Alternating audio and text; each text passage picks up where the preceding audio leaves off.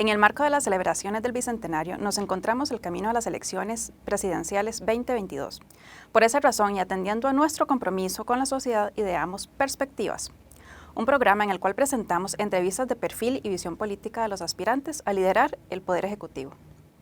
Desde el Colegio de Periodistas y Profesionales en Comunicación de Costa Rica, le damos la bienvenida a Perspectivas.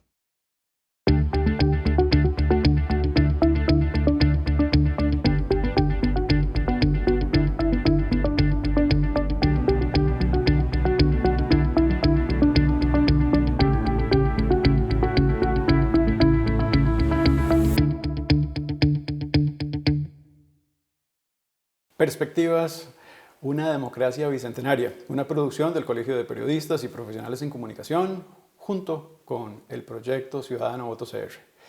Para eso, nosotros hemos venido hoy a conversar con Natalia Díaz Quintana. Queremos conocerla, queremos que nos cuente su perfil profesional, pero también esta trayectoria humanista que hemos venido trabajando con un proyecto audiovisual potentísimo como lo es Perspectivas.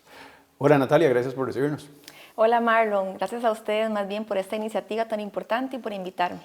Es un gran esfuerzo porque por la cantidad de candidatos y candidatas que va a haber, vamos a tener que hacer un gran esfuerzo audiovisual para poder reproducir este trabajo. Así es. Lo primero es, ¿dónde nació Natalia? Y un poquito que nos cuente de esa infancia.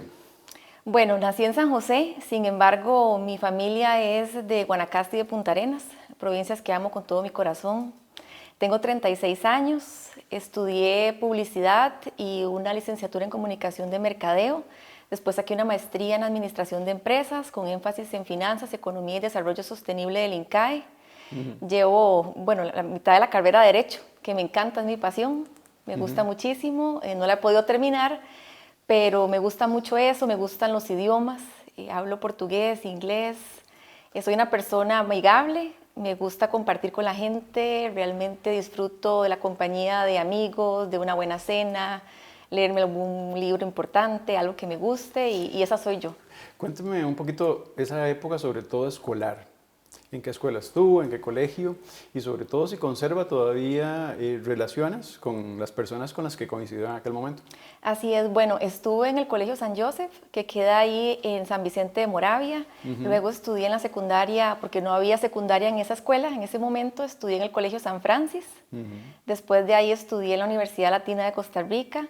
Mis mejores amigas y amigos también son del colegio, muchos de ellos, otros son de la universidad. Todavía mantengo esas amistades de más de 20 años, muchas de ellas. Sí, mis mejores amigas, tengo muchísimos años de estar con ellas y realmente pues ha sido una época muy linda el compartir con las personas que uno más quiere y la verdad es que fue una época mágica para mí, toda la parte de la infancia, especialmente donde conviví mucho con mi familia, mis abuelos, ¿verdad? Que para mí eran como mis padres y realmente guardo muchísimos recuerdos de esa época.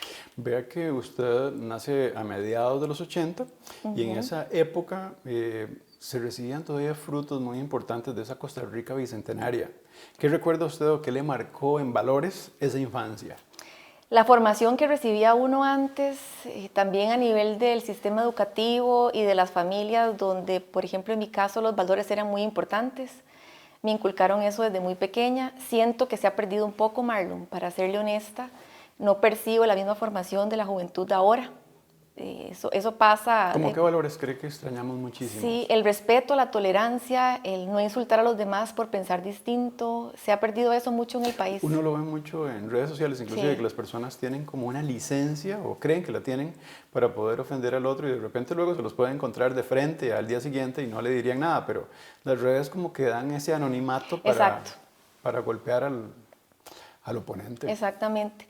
Yo, digamos, las ideas, si tenemos ideas distintas, obviamente uno las defiende y también da su fundamento del por qué usted piensa de esa forma, pero yo no estoy de acuerdo con insultar a título personal a nadie. Nunca lo he hecho, no es algo que, digamos, yo sienta que debemos hacer como costarricenses. En estas elecciones ese es un llamado importante.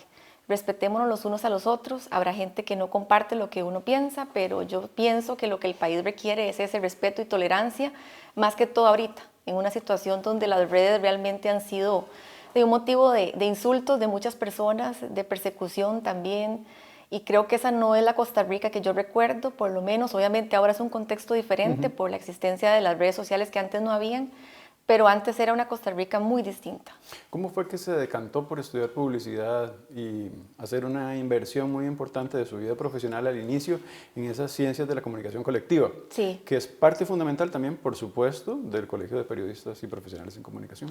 Bueno, cuando tenía 17 años, muchas amigas también querían estudiar lo mismo, entonces ese fue uno de los motivos principales. A veces sucede, Marlon, para serle honesta, que dijimos, todas vamos a estudiar publicidad. A mí realmente siempre me había gustado, pero también estaba entre eso y derecho. Al final me definí por publicidad, sin embargo, ya luego de mi rol en la Asamblea Legislativa, mi abuelo era abogado también, mi tío es abogado, entonces me ha gustado muchísimo y me puse a estudiar luego de salir del Congreso, porque es una de las carreras que más me interesan, que además funcionan muchísimo y le brindan a uno mucho fundamento a nivel político. ¿Verdad? Que se requiere también esa experiencia, el funcionamiento del Estado, bueno, la división de poderes. La gente tiene que saberlo porque en su casa hablar de política es algo natural. Así es. Tanto para su papá, especializado más en temas territoriales, y su mamá, que también fue diputada. Así es. Entonces yo tenía ese conocimiento, pero creo que eso se requiere no solamente, digamos, en temas de carreras como derecho, sino de la formación desde pequeños, que falta mucho en el sistema educativo. Además del tema de valores y principios, para mí el tema de una educación cívica, estudios sociales, quizás con un enfoque diferente, no solamente histórico, sino también de realidad nacional. Creo que el país también debe evolucionar hacia eso y generar en los ciudadanos esa convicción de que tengo que participar de alguna u otra manera para incidir en el país, y creo que las escuelas y los colegios tienen un rol muy importante en ese aspecto. Bueno, la formación en publicidad supongo que debe ser muy importante para usted también en esta coyuntura, aspirando hacia la presidencia de la República, con la fundación de un partido nuevo, después de que la última vez que conversé con usted para este proyecto Ciudadano Voto CR, usted era precandidata del partido Movimiento Libertario. ¿Cómo fue todo ese entramado para poder conformar un partido en un tiempo récord que me parece que duró más o menos 6 meses? Sí, bueno, empezamos en abril del 2018, el 21 de abril, ese fue el día de la Asamblea Constitutiva, y ya el 25 de noviembre de ese mismo año hicimos la Asamblea Nacional, entregamos todos los papeles al Tribunal Supremo de Elecciones, más las firmas que se requieren, que son 3.000 firmas a escala nacional. Luego de eso tardaron más o menos hasta abril del año 2019 en entregar la resolución de inscripción en firme. Entonces el partido tiene 2 años y unos 3 o 4 meses de haberse inscrito. Y el partido después de eso participó también en las elecciones municipales del año 2020. Tuvimos muy buenos resultados para ser un partido que estaba iniciando, con una alcaldía en Oriamuno de Cartago y 11 regidores en varios cantones del país, más de 20 concejales y síndicos y 70.000 votos a nivel nacional, que realmente para empezar es un buen resultado. Y ya ahora estamos en el proceso de elección nacional, donde hace más o menos 1 mes y medio realizamos la asamblea donde se eligieron las candidaturas a la presidencia, a las vicepresidencias de la República y los 57 candidatos a diputados. ¿Cómo se gestiona un partido, sobre todo en este ámbito en el que usted prácticamente se estrenaba, de caminar por todo el país, buscar personas que le acompañen, conformar papeletas, personas que además hagan procesos de gestión en el día ¿verdad? Claro. Que será fundamental en febrero. Bueno, la comunicación constante con ellos es un factor clave, ¿verdad? No es solamente cuando hay una asamblea nacional que se habla con ellos y se requiere de su presencia, sino ese cariño, respeto constante, el estar pendiente de ellos, cualquier cosa, el atenderlos, o sea, todo eso es muy, muy importante en el ámbito político, porque de lo contrario, tener una asamblea nacional unida de cierta forma y dispuesta también a trabajar por el partido, si no se hace de esa manera, en 4 años mucha gente ya no estaría, ¿verdad? Porque requiere de ese proceso. Explíquenos un poquito la genética de Unidos Podemos.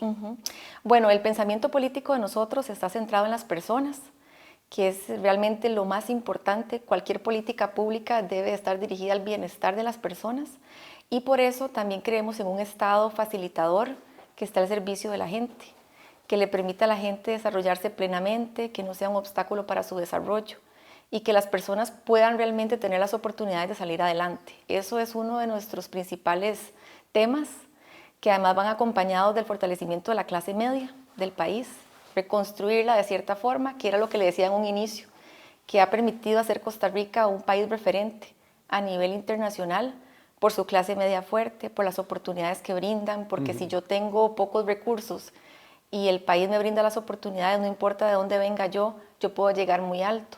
Eso se ha venido perdiendo, Marlon. Ya esas oportunidades no están como lo tenía antes en el país, a pesar de que hemos mejorado en muchos temas, que el país tiene cosas muy buenas que rescatar, ¿verdad? El tema de ambiente en muchos ámbitos, el tema de salud, un referente también a nivel mundial. O sea, el país tiene muchas cosas positivas. Sin embargo, lo importante es también decidir sobre el rol del Estado, cuál va a ser el rol de ese gobierno. Y el rol para nosotros es ese Estado facilitador. La política solidaria, cómo debe enfocarse. Nosotros creemos que debe haber ayuda del Estado para ciertas personas que lo requieran, porque de cierta manera, si no existiera, mucha gente no sale adelante. Pero debe ser de forma temporal, para aquellos que realmente lo necesiten, y el éxito de esa política radica justamente en que cada vez menos personas dependan de los intereses de unos pocos. Vamos a tener un segundo momento en esta misma conversación donde vamos a hablar sobre su ideario y ahí podríamos profundizar un poquito hasta cuándo podría ser una ayuda sostenible en poco tiempo. Estamos conversando con Natalia Díaz Quintana.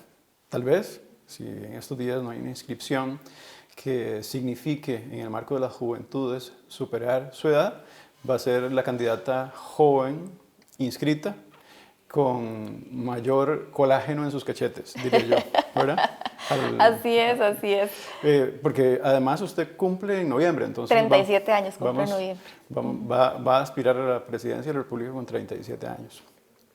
Este es un trabajo del Colegio de Periodistas y yo creo que es un gran esfuerzo que se está haciendo desde la comunicación colectiva por llevarle a la ciudadanía un poco el conocimiento de cada uno de los perfiles de las personas que aspiran. Y en el caso de Natalia, hay algo que le marca muchísimo y es su formación profesional con una maestría. Sí. Y bueno, es el INCAE que le lleva a destino. Cuéntenos un poquito de esa experiencia. Bueno, en la parte laboral yo siempre me desempeñé, a pesar de estudiar publicidad, más enfocada en la parte de mercadeo. Trabajé como gerente de producto en algunas empresas, después también trabajé como encargada de asuntos corporativos, siempre relacionada con el área de comunicación y mercadeo, relaciones públicas, más que directamente con publicidad, a pesar de que mi carrera es esa. Después de tener mucha experiencia en esa área, decidí ya trabajando, después de 2 años y medio, 3 años que trabajé, empecé a mis 22 años a trabajar, donde decidí que también quería un complemento en la parte económica, administración de negocios, que la carrera de publicidad y mercadeo no brinda. Entonces, por ese motivo, decidí estudiar una maestría en administración de empresas.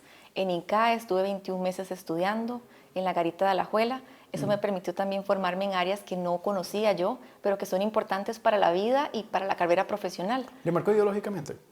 Pues no, porque siempre he tenido muy clara mi visión. Desde muy joven empecé a los 19 años en la política, formalmente hablando, en la juventud. Entonces ya yo tenía de previo al ingreso ya una visión de cuál para mí era la visión del país, la que se requería en el país. La mujer, a usted como mujer la pueden encasillar en algún momento como una persona con una visión desde las libertades, por su estadía en un partido político como lo fue el Movimiento Libertario. ¿Ha cambiado algo? ¿O ha evolucionado? ¿O ha progresado algo en estos últimos 4 o 5 años? Sí, claro, la experiencia en el Congreso le abre a uno otra perspectiva. Uno tiene una formación desde el punto de vista de ese pensamiento político que le mencionaba yo en un inicio, por supuesto, y desde muy joven la tengo, pero la Asamblea Legislativa también da esa experiencia desde el respeto a los demás, la tolerancia. Hay más de 9 partidos, fácilmente con 57 personas que piensan diferente a usted. Hay que respetar esos pensamientos, por supuesto, defender sus ideas con fuerza, pero siempre respetando a los demás. Creo que la enseñanza es esa, que hay cosas que aunque el papel se digan que deben de hacerse, en la realidad del país hay una normativa que respetar, hay una constitución política, las cosas no se arreglan de la noche a la mañana, todo es un proceso y creo que ese es el principal aprendizaje, que se va poco a poco haciendo pequeños cambios de acuerdo al pensamiento que se tiene. Yo que tengo tantos años conversando con políticos, cuando escucho de respuesta soluciones que puedan funcionar de manera inmediata, de inmediato me lleno los ojos de dudas. Sí, así es. Porque en este país todos los procesos son complejos inclusive para el cierre de instituciones que se Así es, vocifera Marlon. muchísimo. Voy a dar un salto, quisiera que nos hable un poquito de su familia. Sé que Sí. doña Damaris ha sido fundamental en la conformación de este partido, pero también su papá, don Jorge. Cuéntenos un poquito cómo ha sido esa vivencia en ese ecosistema familiar. Bueno, realmente muy apoyada por ellos y con ellos iniciamos ese proyecto y muchas más personas. Ellos han sido un pilar fundamental en mi vida, no solamente en este tema político, sino a nivel personal, profesional. Me han permitido realizar los sueños, me han apoyado en todos esos proyectos y para mí ha sido un motor realmente para la constitución de este proyecto político que hoy tiene muchísimas personas comprometidas y capaces trabajando por él. Pero gracias al apoyo también de ellos es que hemos llegado también donde estamos hoy. ¿Cómo ha hecho para conformar una mezcla de juventudes, pero también de personas con experiencia? Y si nos puede lanzar en este perfil de conocer a Natalia Díaz Quintana, de las personalidades que le acompañan un poquito. Bueno, nosotros hacemos siempre esa búsqueda de gente joven con preparación, que eso es muy importante, Marlon. No es por el hecho de ser joven que uno debe tener los espacios, es también el hecho de ser joven, de incidir y prepararse para ello. Y debe de haber un balance. No es solo un tema de juventud, también hay gente de mucha edad que tiene muchísima experiencia en sus ámbitos y que uno tiene que escuchar y entender que no se sabe todo, que hay personas que conocen más que usted en otras ramas, de diferentes edades, y yo creo que esa es la receta del éxito. Cualquier persona que aspira a gobernar un país tiene que tener la humildad de decir, yo de esto no conozco lo suficiente. Hablemos con una persona experta en esa área para que nos dé algunos lineamientos de cuál es su visión. ¿Por qué? Porque escuchando nos entendemos. Y yo creo que uno no debe de establecer su posición como la única verdad. Habrá temas en los que yo puedo pensar de alguna forma hoy, quizás mañana alguien me dice, vea, eso no es correcto. Hagámoslo de otra manera. Y yo soy una persona muy abierta en ese sentido. Yo entiendo cuando me traen con fundamento los temas y me dicen, tenemos que hacerlo de esta manera. Y creo que eso ha sido también la clave del éxito del partido, el saber escuchar a las personas. Tenemos gente de diferentes edades. La mitad de los candidatos a diputados tienen menos de 40 años, más o menos. Entonces también tengo mucha gente joven. La provincia de San José, los primeros 6 lugares. Pero obviamente son compatibles ideológicamente. Así es, ¿verdad? así es. Todos ellos se han comprometido con los principios del partido, que están en nuestro artículo 8 del estatuto. Todos ellos conocen eso. Y se les ha dado formación también en esa línea. Siempre estamos en constante formación y contacto con ellos. ¿Cuál es ese valor tan importante? Ya que me dijo hasta el artículo. Sí, básicamente lo que le mencionaba en un inicio del pensamiento del partido, centrarse en las personas, que ese es el fin de cualquier política pública, que el Estado tiene que estar al servicio de la gente. Es una característica humanista también. Es humanista, es centrarnos en las personas. Al fin y al cabo, las instituciones públicas, los poderes de la República, todos los conforman personas. No es la institución por ella misma la que nos puede sacar adelante, sino la persona que dirige eso, las personas que dirigen el país, que forman parte de las instituciones, y también todos los demás ciudadanos que no están involucrados en esa función pública. Yo digo que este trabajo del Colegio de Periodistas y Profesionales en Comunicación, en coproducción con Voto CR, es una oportunidad increíble para cada uno de los candidatos y candidatas que aspiran a lograr la silla presidencial en el 2022. Natalia, y sería bonito que usted le pueda contar cómo se ha venido conformando el partido, pero no solamente cómo se ha venido conformando digamos, en esa estética o esa logística que la tenemos clara, sino también algunos rasgos de personas con nombres y apellidos que la acompañan, al igual que la fórmula presidencial. Bueno, en las vicepresidencias tenemos a Ileana González Cordero. Ella es la primera vicepresidente que tiene, formación también en finanzas, farmacéutica. Ella también ha estado en el sector cooperativo por más de 12 años.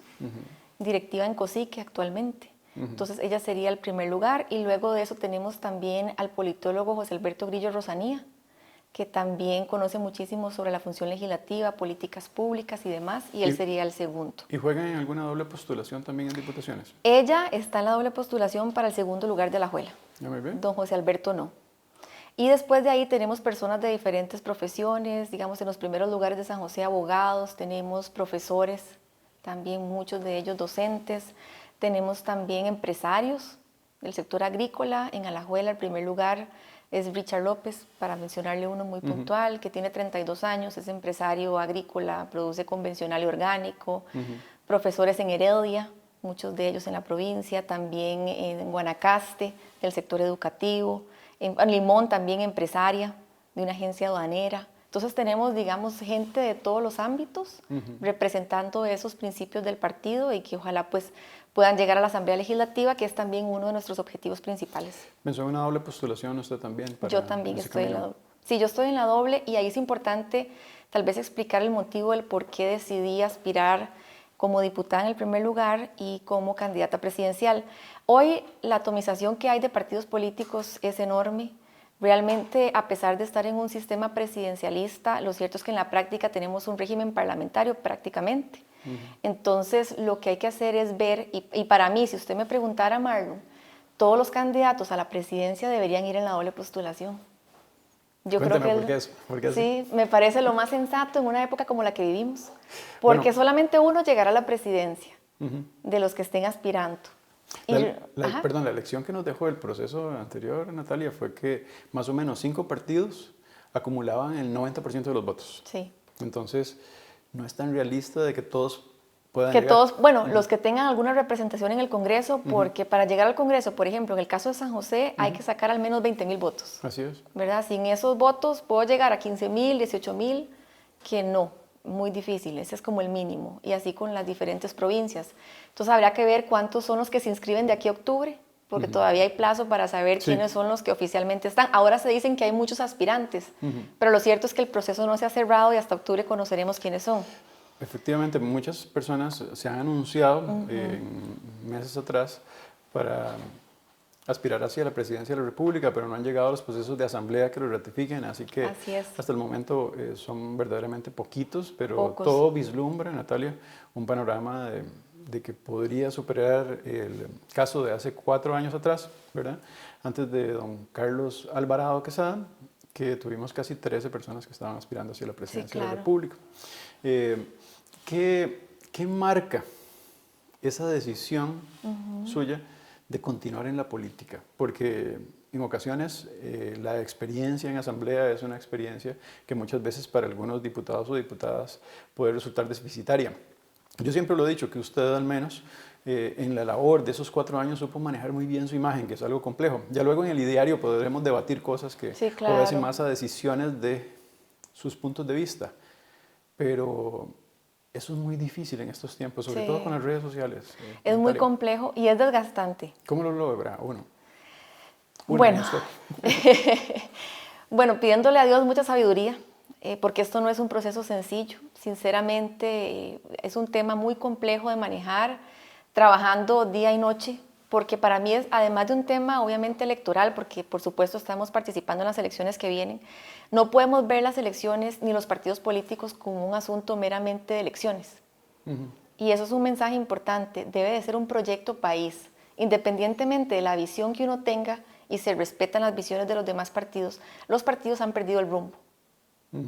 Que hace muchos años tenían partidos tradicionales, hablando de 30 años hacia atrás, se formaban líderes para el país.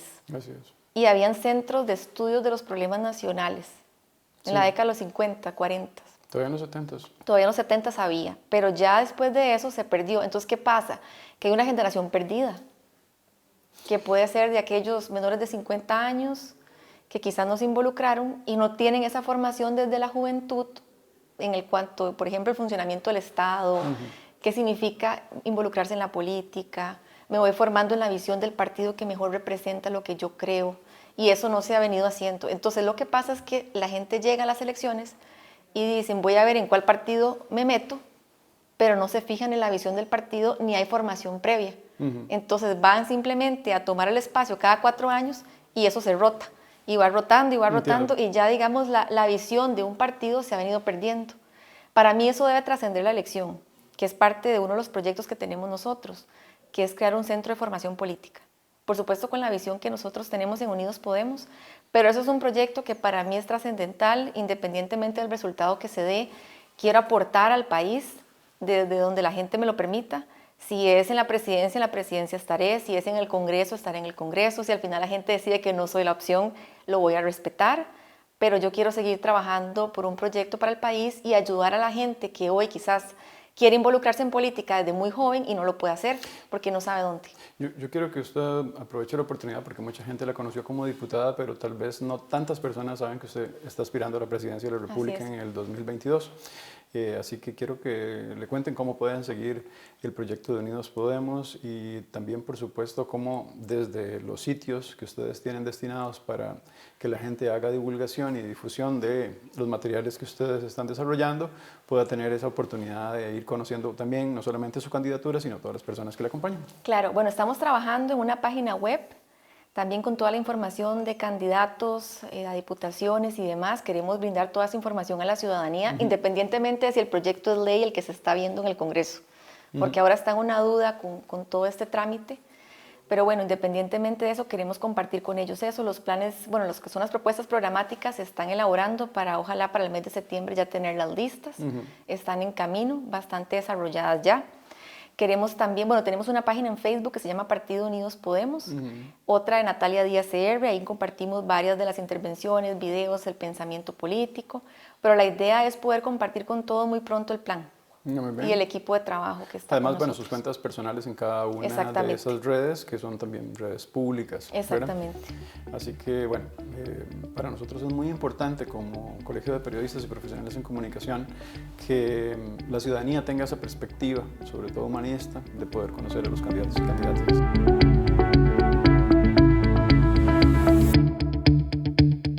Una Costa Rica bicentenaria hace un recorrido increíble de logros. Para una mujer de ideas libertarias como usted, ¿cuáles son o cuál es el logro más importante?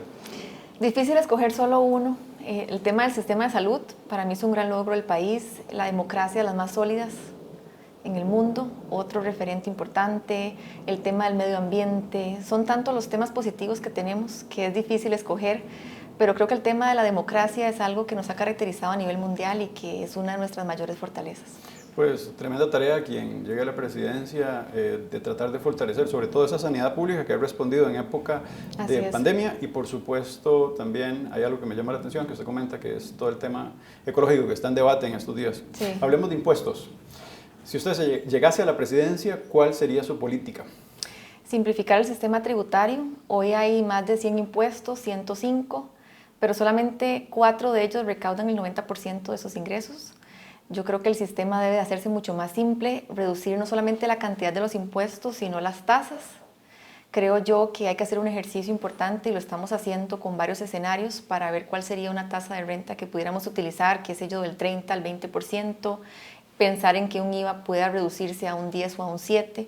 Habría que ver cómo se comporta la recaudación, pero en experiencias en otros países se ha demostrado que cuando uno estimula a través de esta reducción de las cargas y tasas como tal, el país se reactiva mucho más fácilmente y además permitimos que personas que hoy están en la informalidad puedan contribuir de alguna manera, porque mucha gente hoy no paga no porque no quiera, sino porque no tiene los medios para hacerlo. ¿Usted cree, Natalia, que efectivamente es posible hacer un lenguaje de reactivación en un momento en que la Costa Rica, con los impuestos que tenemos, las familias la pasan muy mal? Con más impuestos no lo vamos a lograr. Y recordemos también que hay algunas medidas que sí dependen de la aprobación legislativa y otras no. Tal vez hago la salvedad desde ese aspecto. Los impuestos, el incremento o la reducción, que en nuestro caso es la reducción, requiere de una reforma a las leyes. Entonces, eso sí requiere de muchos diputados para poder realizarlo. Por eso hacemos el llamado también a una fracción importante de diputados del Partido Unidos Podemos. Pero las otras, por ejemplo, relacionadas con la caja propiamente, que debe ser más flexible, para permitir que la gente se asegure fácilmente, esas son de resorte de la Junta Directiva. El presidente de la República puede nombrar, y de hecho lo hace, al presidente ejecutivo de la Caja, y puede instruirlo para que a nivel de la Junta puedan tomar acuerdos trascendentales, como la reducción de cargas sociales para las micro, pequeñas y medianas empresas que tanto necesitan, que además es la mayoría del parque empresarial del país, trabajadores independientes, que hoy no están pudiendo cotizar, el 93% de ellos está informal, porque los montos que están cobrando no tienen sentido, 18%, cuando en una planilla cualquier trabajador paga el 10.5%. Vea que se habla en este momento de un 18% de desempleo, es el dato oficial más cercano, pero paralelamente a eso hay un subempleo inmenso y estos que son sectores que usted dice que ni siquiera aparecen reportados porque conforme ha pasado el comportamiento de los años en temas laborales, se ha significado de que han permanecido de manera irregular durante muchos años. Yo considero que es bastante complejo el poder restablecer eso en mecanismos de que la gente lo pueda volver en tributos. Sí, y bueno, eso es un reto muy grande. Nada se va a lograr de la noche a la mañana, pero sí se pueden dar pequeños pasos, muchos de ellos sin ley, como le digo, como este de la Junta. Para mí eso es trascendental y eso depende también de la decisión de una Junta y del Poder Ejecutivo con un presidente ejecutivo de la Caja que impulse. Es muy potente algo que usted me acaba de haber dicho, que es para usted uno de los valores más importantes de esa Costa Rica bicentenaria es la democracia. Pues la democracia costarricense es muy sólida y hay instituciones fundamentales en esa hoja de ruta. Para su partido, Unidos Podemos, ¿cuáles serían las 3 instituciones más importantes que dan fortaleza a esa democracia? Bueno, me parece que la Caja es una de ellas por el sistema de salud, pero deben de mejorarse en muchos aspectos. ¿Verdad? Que sea una institución buena no quiere decir que no se pueda mejorar. Entonces, para mí esa es una de ellas. También el tema del ICE, con los defectos que tiene, mucho se puede hacer también para mejorarlo en el sentido de la conexión a electricidad que tenemos, que ha sido también referente en muchos países. Realmente creo que esa conexión es importante y ha permitido a muchas familias tener electricidad. Sin embargo, hoy también tenemos enormes retos del costo de esa electricidad. Y yo creo que también, bueno, la Asamblea Legislativa, la separación de poderes como tal. Para mí eso es vital en una democracia porque una Asamblea Legislativa que se pueda manejar de forma independiente, de igual forma un Poder Judicial y un Poder Ejecutivo que tengan los sistemas de pesos y contrapesos es vital en una democracia. Entonces, para mí esos serían los 3 pilares del país que son, a mi criterio, de los más relevantes. Qué tremenda tarea para quienes lleguen a Asamblea Legislativa de Unidos Podemos, si es así que lo pueden hacer, que piensen en reestructurar mucho esa política pública alrededor de la escogencia de lo que significan los magistrados e inclusive otros puestos de elección que fortalecen esa democracia. ¿Cómo se financia Unidos Podemos? De momento estamos buscando los recursos para ello. Ahorita no tenemos el acceso a los bonos de deuda política, que va a ser el mecanismo que eventualmente vamos a utilizar. Y eso lo que funciona es a partir de octubre. Durante octubre y hasta el 6 de febrero se permite ese financiamiento. Se colocan los bonos con un descuento y eso se compra. Y si el partido obtiene un 4% de los votos o un diputado, tiene derecho al acceso a la deuda. ¿Qué pasa si no tienen ese acceso? Bueno, es riesgo de quien compra el bono, que esa es una ventaja para también no quedar endeudados con un banco. Nuestro interés no es obtener préstamos millonarios para después comprometer el dinero de la gente. ¿No existe otra modalidad de financiamiento, Natalia? Donaciones que no... ¿Cómo se hace para regular y transparentar eso? Bueno, ya está regulado en el Código Electoral. Hoy no pueden donar lo que son sociedades ni extranjeros. Se tiene que hacer la donación a la cuenta del partido. Y eso se puede hacer, bueno, desde siempre, a raíz de la reforma del Código Electoral, esto se estableció así, porque antes sí era permitido. Así es. Y luego de eso están los bonos. Los bonos solamente se permiten para las elecciones presidenciales, no para las municipales. Entonces, en este caso, sí está la figura habilitada de los bonos de la deuda y está la otra figura de la donación. O los préstamos bancarios, pero en el caso de nosotros no lo vamos a tomar en consideración. ¿Hay alguna cercanía ideológica con algún otro partido que se pudiese llamar igual que ustedes en el extranjero? No, para nada. De hecho, el nombre también proviene de una coalición de izquierda en España. En su momento se hizo, que es Unidos Podemos. Sin embargo, en Costa Rica no es un partido afín a esa ideología, jamás. Nunca lo hemos sido. Más bien es un partido centrado, como les decía anteriormente, en el individuo, en que el Estado sea facilitador, en que la gente tenga la libertad de escoger qué es lo mejor para su vida. O sea, totalmente opuesto a ese partido, pero el nombre nos pareció muy potente y nos gustó. Cuando usted dice jamás, me parece como que tendría usted una diferencia muy importante entre lo que significa el movimiento de izquierda. Así es. Inclusive acá en el país. Así es, nosotros no tenemos ninguna relación con Unidos Podemos de España ni con la izquierda en Costa Rica, todo lo contrario. ¿Dónde se ubica usted? Si lo dice tan claro ideológicamente, ¿dónde se ubica usted en ese espectro de derechas e izquierdas? Ninguna de las dos. Ninguna de las dos. De hecho, es un pensamiento centrado en la gente, un pensamiento que busca que la persona se desarrolle. La derecha no busca eso y la izquierda tampoco. Los dos extremos, el enfoque que ellos tienen no nos representan a nosotros. La gente tiende a confundir esos conceptos de la derecha con ese pensamiento humanista que es muy distinto, porque nosotros respetamos a quien piensa diferente, no juzgamos a las personas. Cada uno es dueño de su vida y debe hacer lo que considere y eso se respeta. ¿Es progresista entonces usted? No, tampoco, porque el progresista también abandera esa lucha y es más de un estado de bienestar que tampoco nosotros lo vemos. Entonces tampoco me consideraría progresista. ¿Cuál es el mayor reto que enfrentamos en materia fiscal para el 2022? Bueno, justamente el cómo podemos hacer un uso más responsable de los recursos, que la gente no tenga que seguir pagando más impuestos por manejos irresponsables de las finanzas públicas, porque la solución más fácil para cualquier persona es impulsar proyectos de ley de reforma fiscal. Así es. Porque yo nada más impulso el proyecto, busco los votos y rige a partir de que se publique. Entonces casi que es inmediato. Lo complejo es lograr los votos, Natalia. Sí, es complejo, pero de mi experiencia también en el Congreso cuesta mucho que los partidos políticos crean en la reducción de impuestos. Quizás ahora, por la época en la que estamos, de una situación económica crítica, muchos de ellos han venido diciendo reduzcamos el impuestos y recuperemos el país, pero eso no ha sido la constante siempre. La mayoría de partidos no tiene esa visión. ¿Tiene claro que el Congreso que usted vio y en el que compartió va a tener tremenda distancia con el Congreso que tendría que enfrentar, ya que también usted está aspirando a una doble postulación? Así es, siempre va a haber fragmentación. Es muy difícil que a raíz de lo que ha venido ocurriendo con más de 10 partidos, muy probablemente que se vayan a inscribir, no vaya a darse. Así que estoy preparada para eso en el caso de que la gente no decida que llegue a la presidencia, pero nuestro objetivo también es la presidencia de la República, siempre teniendo una representación importante de diputados en el Congreso, porque no se hace nada con una fracción pequeña, es decir, que no se quiebre el voto, sería el mensaje. Tenemos una producción audiovisual maravillosa del Colegio de Periodistas y Profesionales en Comunicación. Se llama Perspectivas y está para ustedes en el marco de una democracia bicentenaria y tengo el gusto de conversar con Natalia Díaz Quintana. Natalia, si usted llegara a la presidencia, ¿cuál institución pública cerraría? Ninguna de momento. Sería irresponsable decirle una respuesta en ese aspecto porque eso requiere de una evaluación que tengo entendido que ya mi DEPLAN se está haciendo y no se puede cerrar nada hasta que paralelamente no se reduzca el gasto público.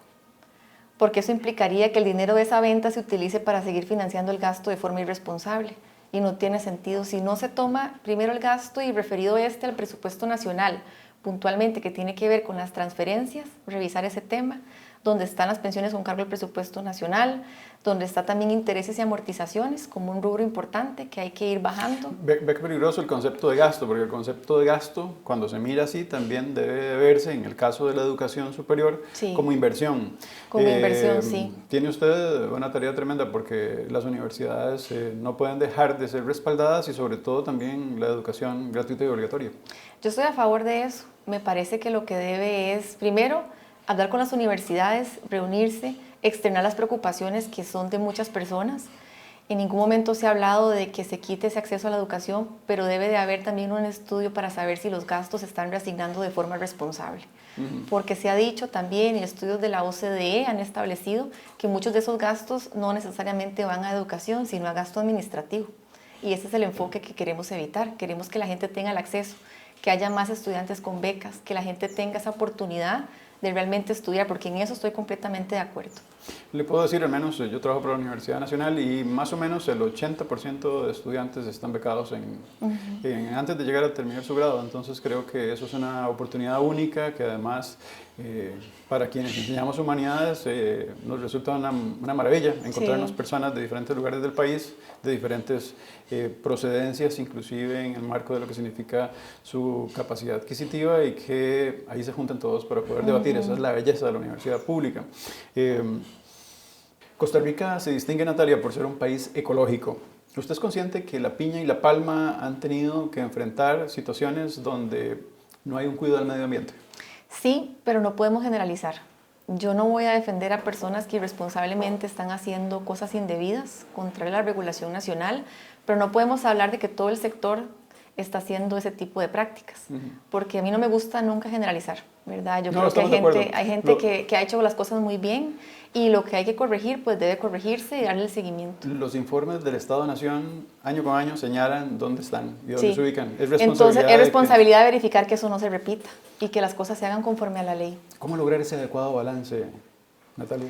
Hay que ver quiénes son esas personas y darles el seguimiento para que esas prácticas no se dejen, porque lo cierto es lo cierto es que muchas hoy están haciendo las cosas bien, otras no, y para eso hay instituciones que revisan, la misma Caja revisa, hace inspecciones, el Ministerio de Trabajo hace inspecciones, las hace constantemente, ya los informes están, es cuestión de que realmente si están haciendo las cosas de forma indebida se les penalice como corresponde.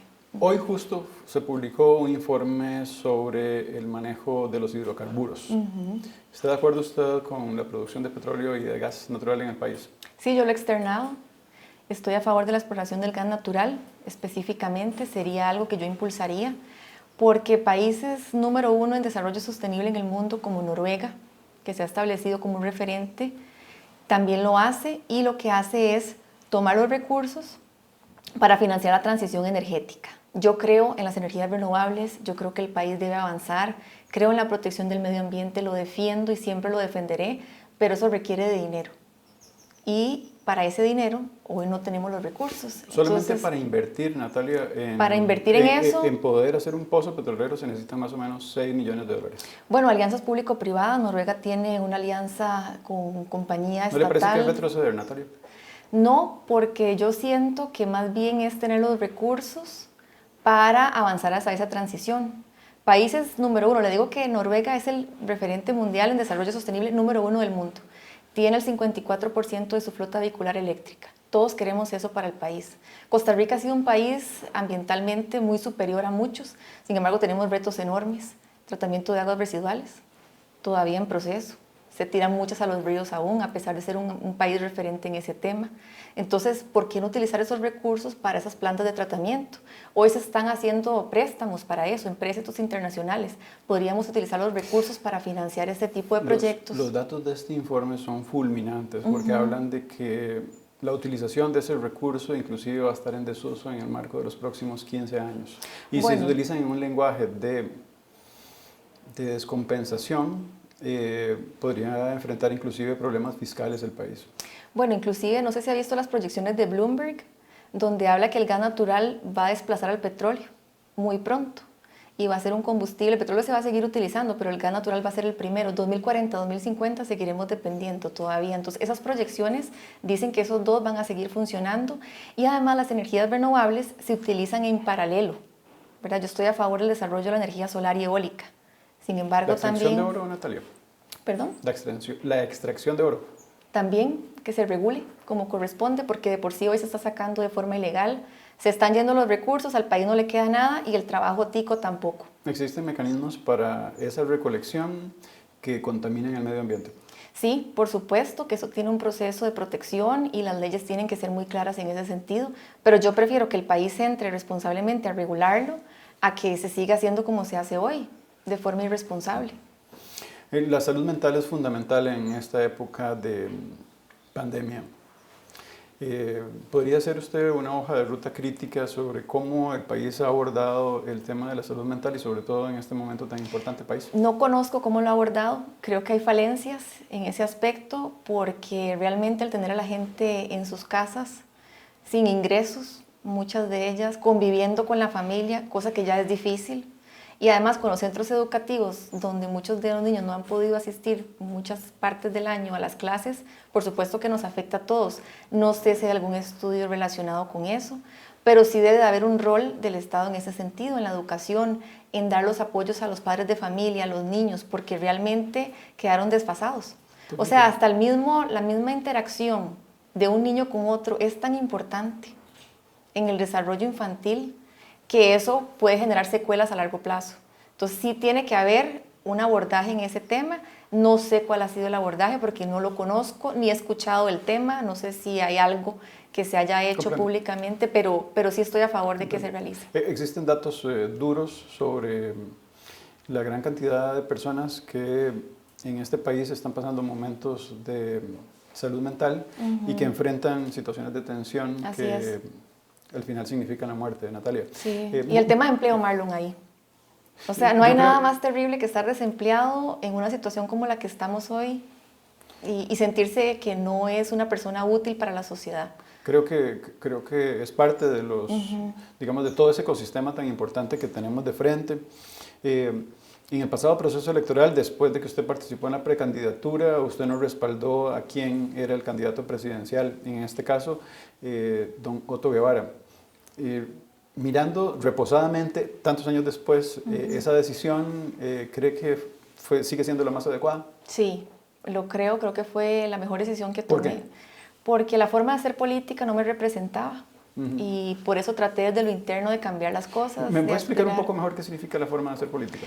La forma de ser de él no es compatible con la mía, somos personas completamente distintas y la forma también de desempeñarse en el ámbito político. al final no representaba los valores míos. ¿Qué es lo que hace él que no le puede gustar? La forma de ser de él en general, en el ámbito político. Me parece que al final no fuimos compatibles en muchos temas. No me gustó realmente y ahí fue donde decidí tomar ese paso hacia adelante y decir voy a aspirar a una precandidatura a la presidencia. Lo interno no se logró el resultado y después de eso pues me di cuenta que no era el lugar para estar. Usted sabe que para aspirar a la presidencia de la República hay que negociar. Ese panorama usted lo tiene claro porque usted estuvo en una experiencia de 4 años como diputada. ¿Por qué no dar la lucha dentro de ese mismo partido? Porque no hay forma de luchar en ese partido que no sea con la figura de él. O sea, eso está tomado, tiene 20 años de estarlo, era perder el tiempo. Recordemos que del Movimiento Libertario ya don Otto Guevara salió. Salió, pero en ese momento estaba, tenía 20 años de ser el líder y por más de que se intentó, y no solo una experiencia mía, muchos liderazgos importantes en el Movimiento Libertario de los inicios terminaron yéndose por las mismas razones. Para que la gente que está viendo esta entrevista diga, ¿es la misma Natalia del Movimiento Libertario la que vamos a tener en Unidos Podemos? No, porque uno nunca es la misma persona de hace 4 años. Es imposible. Es imposible. Uno madura con cada día que pasa, cada experiencia. Todo eso lo hace a uno ser persona diferente, por supuesto, conforme va creciendo y se va desarrollando. La libertad de expresión fortalece la democracia. Así es. ¿Está de acuerdo usted en la gran necesidad de una nueva ley de radio y televisión? Sí, podría verificarse, por supuesto, pero ha habido algunos intentos en el pasado que lo que hace es amordazar más bien y la línea es muy delgada, me preocupa. Ajá. O sea, creo que se requiere, pero con las personas técnicas. Yo no soy técnica en la materia, Marlon, pero sí se ha hablado de la necesidad de crear una nueva ley. Lo que pasa es que la línea es muy delgada entre eso. Es una ley muy antigua, data del 54. Sí. Y además, bueno, no tiene ningún panorama de lo que significaba la televisión, inclusive en aquel momento. Exacto, y a veces se prestaba para meter, digamos, abrir portillos para otros temas que no venían al caso, que venían a atentar quizás con esa libertad. Entonces lo que no quería, pues en aquel momento, creo que fue hace como 5 años que se intentó hacer algo, 6 años, inicio del 2015 quizás fue la última vez que trataron de hacer algo. No se dio, sí, no se dio, pero la preocupación se externó y siempre que los sectores involucrados que lleven estos temas día a día, indiquen cuáles son las reformas que para ellos se requieren también, son muy importantes. Recuerdo su posición sobre sobre el bienestar animal. ¿Sigue siendo el mismo? Bueno, nosotros la votamos, la ley, al final se arregló. Sí, recuerdo. Sí, entonces al final se dio el voto. Pero en digamos, 2022, ¿cuál va a ser esa perspectiva? ¿Tan abierta o también un poco más mesurada? Bueno, en ese sentido ya la ley es ley y debe respetarse. Las consideraciones que se tenían en ese momento se subsanaron y la votamos, es lo que le puedo decir. ¿Hay algún candidato o candidata hacia la presidencia de la República que usted considere que no es apto para gobernar? No, yo no me refiero a los demás, eso lo juzgará la gente. Recuerdo que usted, después de esa pre-campaña, apoyó a Antonio Álvarez de Santa. Así es. Entonces, después de que se dé lo que tenga que suceder en febrero, ¿es posible que usted le pueda dar la adhesión a alguna otra persona o a algún otro candidato o candidata que usted crea que le llenen valores? Bueno, la coyuntura de aquel momento tomé esa decisión. Soy una persona de decisiones, Marlon, y decisiones buenas o malas las tomo. De eso se requiere también para estar en la política. En aquel momento pensé que era la mejor opción. De ahí también surge la necesidad de formar un nuevo proyecto político. Para nosotros hubiera sido más sencillo ir a buscar en Liberación Nacional o en el PUS o en otro partido ese espacio. Es más fácil hacer eso que ir a hacer un partido desde cero con una visión que realmente nos represente. Uno no sabe, Natalia, porque estos partidos en ocasiones los veo muy debatidos, inclusive en la escogencia de las diputaciones, en este momento por lo menos. No, me refiero a la creación del partido en aquel momento. Entiendo. O sea, que era más sencillo buscar un espacio, quizás interno, y esperar un tiempo que empezar a ser una fuerza política. Claro. Porque eso no es solamente hacer el trámite que el tribunal pide. Requiere de una preparación, requiere de un seguimiento. Son muchos aspectos que todavía seguimos desarrollando. ¿Sabe que me preocupa mucho las pensiones? Recuerde que la pirámide poblacional ofrecía un panorama positivo para poder sostener a los que en este caso se iban a pensionar. Eso se convirtió en una copa rebosante ya. Eso quiere decir que usted y yo no vamos a ver las pensiones. No las vamos a ver muy probablemente. ¿Qué va a hacer Unidos Podemos para, por lo menos en la hoja de ruta del mismo Asamblea Legislativa, cambiar el panorama? Bueno, la Caja tiene algunas medidas que están en discusión. Más o menos creo que son 2 o 3 medidas. La pensión anticipada, eliminarla. después reducir el tema de la cotización, ¿verdad? Subir la edad, que eso es un tema muy complicado. Pero yo creo que el primer paso de todo esto es ayudar a que la gente que hoy está en la informalidad pague las cuotas. Y hay que trabajar en que se pague esas cuotas con base en el tiempo real trabajado, no con la base mínima que establece la caja, porque eso desincentiva que la gente se asegure. Y estamos hablando de los trabajadores temporales o independientes, porque si yo trabajo solo 4 horas al día, yo tengo que cotizar sobre la base mínima de la caja, que anda por 287.000 colones, a pesar de que yo gane, por ejemplo, que serán 180.000, 200.000 por mes en un trabajo, ¿verdad? Busco en otros y gano y me complemento el salario. Pero lo cierto es que hoy no se me permite cotizar sobre esos 200.000, sino el mínimo de 287. Entonces el seguro sale muy caro, que yo no estoy pagando sobre lo que yo. Entonces eso hay que buscar cómo se reforma.